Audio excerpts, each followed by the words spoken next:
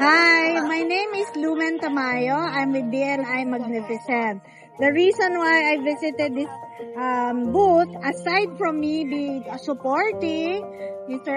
Albert Harabelo, who is part of my power team, naisip ko rin na perfect ito kasi ang dami kong bit-bit, diba? So masakit na yung shoulders ko, kanina pang umaga, kulang ako sa tulog. Even my arms are hurting. So sabi ko, perfect ito para masarap yung tulog ko for tonight.